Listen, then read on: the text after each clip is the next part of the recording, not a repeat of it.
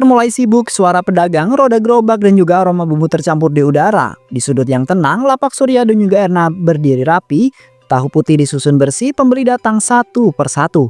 Bu, lihat, baru jam 7 udah tinggal separuh dagangan kita. Ini rekor kita di pertama jualan. Padahal semalam kita itu sempat khawatir tahu yang terakhir kurang padat teksturnya.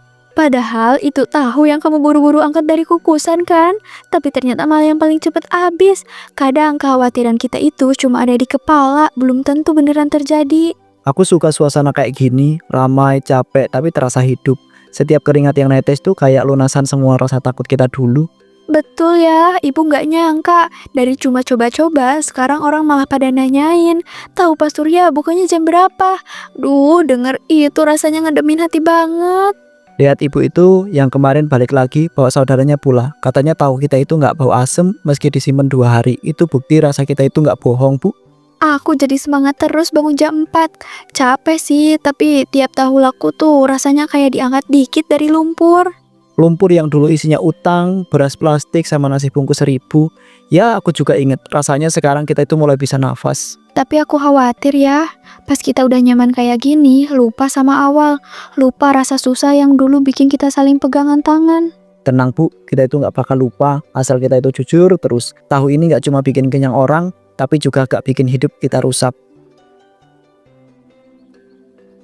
Kadang diam bukan berarti gak setuju, tapi karena ingin percaya sepenuhnya. Dan pagi ini aku ingin percaya kamu sepenuhnya. Habis semua, alhamdulillah, gak sisa sama sekali. Kita pulang dulu yuk, biar kita itu istirahat sebelum sore kukus lagi. Biar bisa istirahat sebelum sore kukus lagi, laris manis tahu putihku. Iya, tapi jangan buru-buru pengen gede. Nikmatin kecilnya dulu. Kadang justru yang kecil itu yang paling bersih. Dan pagi itu tahu mereka habis tanpa sisa. Pelanggan pulang puas, dompet mereka terisi. Tak ada pertanyaan, tak ada kecurigaan. Pagi itu lapak tahu Pak Surya mulai sepi. 2 lapak dari sana penjual baru muncul. Tahunya lebih putih, harganya lebih miring, katanya bisa awet berhari-hari. Dia tuh baru kemarin buka, sekarang udah lebih ramai daripada kita. Harganya lebih murah 2000, dan tahu dia itu katanya bisa tahan 2 malam tanpa simpan di kulkas. Aku gak ngerti lagi deh. Iya, aku dengar juga dari tetangga lapak. Tapi ya gimana ya? Tahu kan gak bisa tahan segitu kecuali ada sesuatu. Lagian kita dari awal emang jualan yang biasa, tapi tetap aman. Masalahnya orang itu gak peduli aman atau enggak. Mereka itu lihat harga terus beli. Kita yang ngeluarin modal gede malah mulai sisa. Padahal rasanya itu gak kalah deh. Pagi-pagi udah tegang aja ini suami istri. Sini, saya mau tahu 5 bungkus kayak biasa ya Bu Erna. Oh iya, ngomong-ngomong, kalian itu udah tahu belum yang baru jualan di ujung? Heboh banget loh. Iya Bu Yani, tahu kok. Malahan dari tadi Pak Surya terus ngelirik ke sana. Katanya harga dia jauh lebih miring ya? Iya dong, tahu dia 6 ribuan per bungkus dan katanya bisa tahan sampai lusa. Saya belum coba sih, tetap beli di sini. Tapi tetangga saya udah nyobain, katanya lembut banget padahal udah 2 hari. Bu, tahu mana yang tahan 2 hari tanpa asam? Itu pasti bukan tahu biasa Bu. Gak mungkin kecuali mereka itu pakai pengawet. Tapi pembeli gak ada yang nanya soal itu ya. Ya itu dia Pak, namanya juga pasar. Kadang lidah menangin harga. Soal bahan, mana sempet dicek. Yang penting murah, kenyang, selesai. Tapi kadang yang murah malah dibayar mahal belakangan. Gak adil aja, kita udah jujur kerja keras bangun subuh, tapi ya tetap disalib sama orang yang main harga. 5 menit kemudian.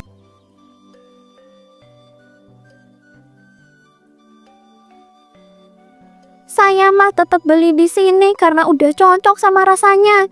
Tapi jujurnya Pak, kalau tahu Bapak harganya tetap segini dan yang sebelah terus diskon, lama-lama saya goyah juga. Nggak apa-apa Bu, kami ngerti kok. Tapi kami juga nggak mau nurunin kualitas. Tahu ini nggak dikasih apa-apa, beneran putih dari kedelai asli. Kadang kejujuran itu kayak tahu panas. Orang pilih yang dingin karena gak sabar, tapi ya sudahlah. Ya, siapa tahu nanti Pak Surya punya resep rahasia juga. Biar tahunya ikut awet kayak tetangga sebelah. Semoga kita nggak sampai mikir ke sana, Bu. Karena sekalinya kita bohong, takutnya kita nggak tahu caranya berhenti. Kalau besok tahu itu nggak habis lagi, aku itu harus cari jalan, entah itu belajar teknik baru atau cari akal lain deh. Yang penting jangan cari jalan yang bikin bapak jadi cerita di TV ya. Udah saya mau ke sayur dulu ya. Semangat ya ibu, pak. Aku itu mau keliling bentar Bu, mau lihat-lihat dari dekat itu lapak baru, sekalian cari tahu mereka itu dapat bahan dari mana. Jangan cari tahu buat ikut-ikutan ya. Cari tahu supaya kita tahu siapa yang harus kita jauhi. Kadang untuk bisa jauhin sesuatu, kita harus melihatnya dulu dari dekat. Surya akhirnya datang ke lapak sebelah, bukan sebagai seorang penjual, tapi sebagai seorang pembeli yang penasaran. 1 bungkus tahu dibawa pulang, tak ada niat buruk katanya. 1 bungkus Mas yang paling seger ya, mau buat anak di rumah. Tahu saya itu kemarin basi sebelum sore. Oh siapa? Ini tahunya kami bisa tahan 2-3 hari asal gak kena air langsung. Gak bau, gak asam, banyak pelanggan balik lagi katanya lembut pas.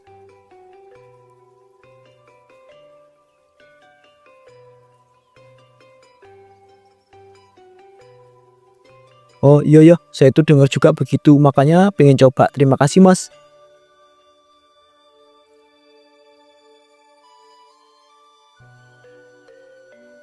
Tahu itu dibuka malam hari di dapur kecil rumahnya. Teksturnya kok beda ya, kayak terlalu kenyal, dingin, licin, tapi gak ada rasa asam sama sekali. Ini bukan tahu biasa Bu. Yah, kamu ngapain nyoba? Kan kita udah sepakat gak ikut campur cara orang. Lagian kamu sendiri yang bilang kalau kamu yakin sama dagangan kita. Bukan mau campur, tapi kalau tahu kayak begini bisa bikin pasar pindah semua ke sana. Terus kita itu mau apa? Mau jualan terus tapi cuma cukup buat beras doang. Aku cuma mau cukup asal gak nyakitin orang. Tahu itu makanan pokok. Kalau itu ada bahan kimianya dan kamu ikut-ikutan, gimana kalau yang makan malah anak-anak ya? Aku cuma bilang kita itu kalah bukan karena rasa, kita itu kalah karena mereka itu bisa bikin tahu bertahan lebih lama, bukan cuma sehari, itu aja. Ya, aku mohon, jangan mulai mikir yang bukan-bukan. Jangan biarkan rasa penasaran kita ngebuka pintu yang gak bisa ditutup lagi.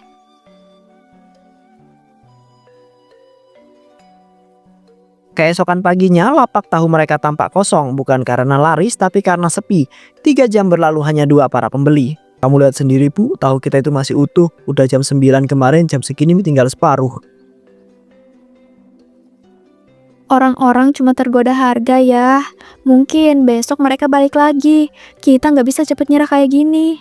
Tapi aku tuh juga gak bisa lihat ini tiap hari Bu. Kita kerja keras, cuma bisa hitung uang sambil menghemat lauk. Aku itu lelah Bu. Aku juga lelah, tapi aku lebih takut kalau kita lelah terus nyerah. Jangan sampai kita pilih jalan yang justru bikin tahu kita jadi sumber musibah. Gak tahu kenapa, tahu itu kayak bisik aku itu buat nyobain lebih. Kayak dia bilang biar aku itu tahan lama, kasih aku sesuatu, dan aku tuh mulai dengar suara itu makin kencang Bu. Aku nggak takut tahuku sisa. Aku takut suamiku hilang diganti oleh seseorang yang lebih pilih uang daripada hati. Hari itu hanya sedikit tahu yang laku, sisa tahu dibungkus pulang, dimasak lagi agar tidak terbuang.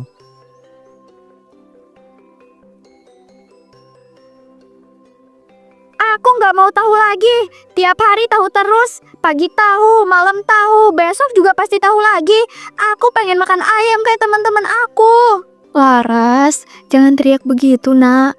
Makan tahu kan sehat. Ibu udah buatin pakai kuah anget. Kamu tinggal makan aja. Tapi aku bosan, aku capek. Kenapa cuma aku yang tiap hari makan makanan yang sama? Kata Bu Guru, makanan harus ganti-ganti biar gak sakit. Laras, maaf ya, ayah belum bisa beliin ayam goreng atau sosis kayak teman-teman kamu. Tapi ini ayah usaha tiap hari bangun pagi buat bikin tahu yang enak. Tapi ayah bohong. Katanya kalau laku banyak bisa beli makanan lain. Tapi ini masih tahu lagi. Sayang, sabar ya. Nanti kalau ada rezeki lebih, ibu janji kamu boleh pilih makanan apapun. Tapi sekarang bantu ayah ibu dulu ya, makan yang ada. Dulu aku itu kira capek itu cukup dibayar dengan kenyang. Tapi ternyata anak kecil pun tahu rasa lapar yang lain, lapar perubahan. Ya, jangan terlalu masukin ke hati. Namanya juga anak-anak. Tapi aku tahu kok kamu lagi berat. Aku juga ngerasa gagal tiap kali gak bisa bikinin dia makanan lain. Dia cuma jujur, dan jujur itu kadang lebih nyakitin daripada tuduhan. Mungkin ini yang bikin aku itu makin kepikiran ya. Kepikiran apa ya? Jangan bilang kamu masih mikirin cara supaya tahu kita gak sisa. Aku itu gak tahu Bu. Aku tuh cuma pengen anak kita itu makan enak tanpa harus aku itu berbohong rasa, harga atau hidupku sendiri. Aku cuma pengen tahu aja rasanya makanan enak kayak di TV. Sekali aja ya. Ya, jangan dengerin itu sebagai keluhan, dengerin itu sebagai doa. Tapi jangan bikin doa anak kita berubah jadi ajab karena pilihan kita. Kalau tahu itu terus sisa dan suara anak kita itu terus nangis, aku itu nggak yakin bisa terus bertahan tanpa mulai bertanya, harusnya aku itu melawan atau nurut ya? Kalau kamu sampai nurut sama godaan itu, mungkin yang bakal jadi korbannya bukan cuma pelanggan, tapi juga Laras sendiri.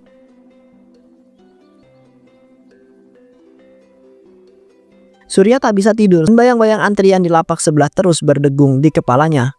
Cuma segitu takarannya, 2 sendok air formalin untuk 1 baskom air rendaman. Kerasa gak bau, tapi tahunya itu bisa tahan 3 hari. Astaga. Loh, kamu belum tidur ya? Udah jam 4, mau aku bantuin kukus tahu? Gak usah dikukus dulu bu, aku mau coba rendam sebentar.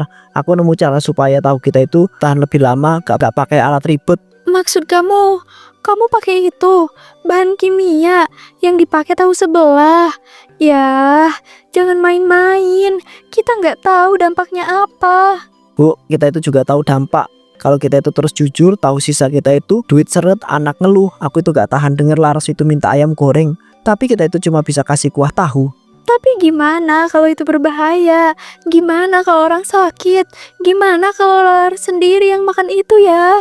Aku itu gak bakal kasih Laras makan itu. Kita bikin 2 versi, 1 buat kita, 1 buat dijual. Toh yang dijual juga gak langsung bikin sakit. Lihat aja tuh tetangga masih rame. Aku cuma takut ya. Takut suatu hari kamu gak bisa bedain mana tahu buat kita, mana buat orang lain. Kita mulai dari niat baik, tapi niat baik itu gak cukup buat bayar listrik bu. Hari ini aku itu rendam, besok kita itu lihat pasar ya. Kalau laku ya kita terusin.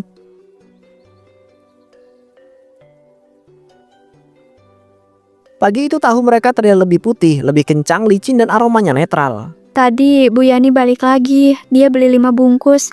Bilangnya tahu kita sekarang lebih mantep, lebih awet juga. Tadi katanya dimasak sore tapi masih wangi. Aku bilang juga apa, yang penting rasa dan sekarang gak ada yang curiga, semua puas, laris manis bu. Kamu gak ngerasa aneh ya? Mereka bilang kalau tahu kita ini enak. Tapi aku malah mual tiap lihat tahu ini di tangan. Aku takut. Kita gak bohong, kita cuma bantu. Tahunya itu tahan lebih lama. Yang penting gak sampai overdosis. Gak ada yang sakit, gak ada yang ngadu. Jadi ya buat apa takut bu? Itu karena bukan mereka yang seharusnya takut, tapi kita ya. Kita yang tahu apa yang mereka gak tahu. Hari ini kita itu bawa pulang lebih banyak daripada biasanya. Tapi pulangnya juga lebih berat daripada biasanya. Dan sejak hari itu tahu Surya dan Erna tak lagi cepat basi.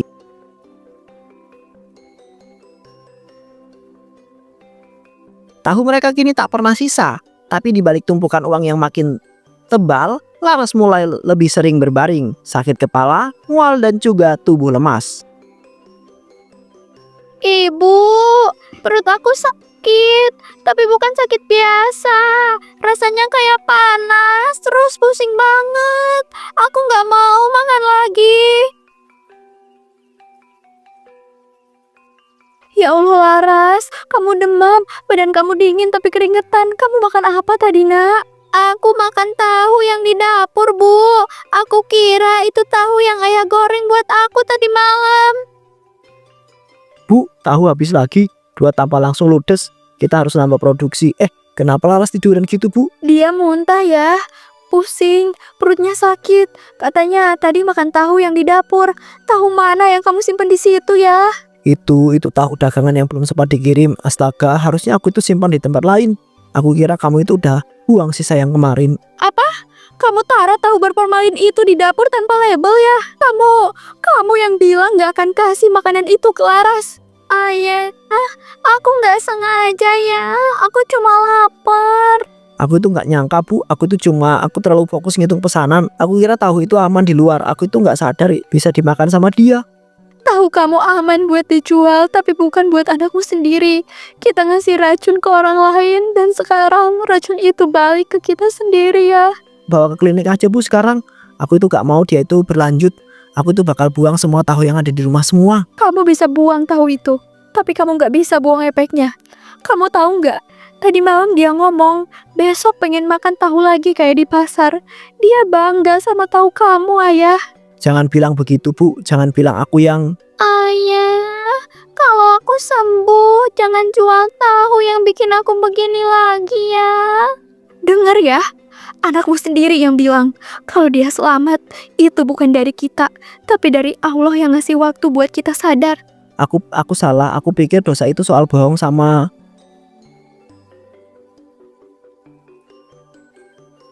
Sudah 5 hari, Laras terbaring lemah, nafasnya pendek, tubuhnya makin layu. Klinik bilang ia mirip gejala keracunan lambat. Tapi yang paling menyakitkan, tahu mereka itu justru laku lebih banyak daripada sebelumnya. Bu, tadi aku itu jualan kayak biasa. Tapi aku itu gak bisa lihat wajah para pembeli. Rasanya kayak tiap orang yang beli tahu itu, aku itu kasih luka. Luka yang sama kayak di tubuh Laras. Kamu masih terjualan ya? Padahal kamu lihat sendiri, obat dari dokter nggak banyak membantu. Laras makin pucat. Tiap pagi aku takut dia nggak bangun lagi. Aku juga nggak tahu harus mulai dari mana, Bu. Kita sudah jalan terlalu jauh. Kalau kita itu berhenti sekarang, semua tabungan itu bakal habis buat obatin dia. Lebih baik habis buat nyelamatin anak daripada terus bertambah tapi ngubur harapan. Uang itu bisa dicari, tapi Laras cuma satu ya. Dan dia tumbuh dari tangan kita. Tanganku yang dulu bangga bawa tahu bersih, sekarang yang ngeracunin anak sendiri. Tapi apa aku itu pantas dibilang orang tua? Ibu, Ayah, aku mimpi tadi malam. Aku main di taman tapi sendirian. Gak ada kalian. Nak, kamu gak sendiri. Kamu di sini, ibu juga di sini dan ayah juga, Nak. Cukup mulai hari ini gak akan ada lagi tahu itu di rumah. Gak akan ada lagi bahan pengawet. Kalau Allah masih kasih kesempatan, aku itu mau ambil itu sekarang, Bu.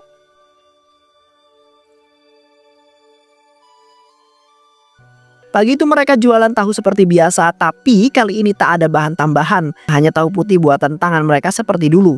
Ibu, tahu ini memang gak bisa tahan 3 hari, tapi dijamin gak ada yang tersembunyi. Rasanya jujur dari rumah yang masih berani percaya. Kita mungkin kehilangan pembeli yang cari murah, tapi kita nggak kehilangan diri kita sendiri ya. Sore itu mereka pulang dengan hasil seadanya, tapi saat masuk rumah, Laras sudah bisa duduk di ranjang. Ayah, tahu yang kemarin lebih enak. Rasanya kayak tahu dulu yang ayah goreng sambil nyanyi. Iya nak, itu tahu dari tangan ayah yang sudah janji sama Allah, gak akan bohong lagi. Kadang kejujuran memang pahit di awal, tapi itulah yang menyembuhkan kita. Sesungguhnya Allah itu bersama orang-orang yang jujur dan tak menyembunyikan kebenaran hanya demi untung sesaat. Tahu mereka tak lagi laku secepat dulu, tapi hati mereka kembali tenang. Dan di atas tempat tidur sederhana itu, seorang anak perlahan pulih, bukan karena obat, tapi karena 2 orang tua yang akhirnya kembali ke jalan yang benar.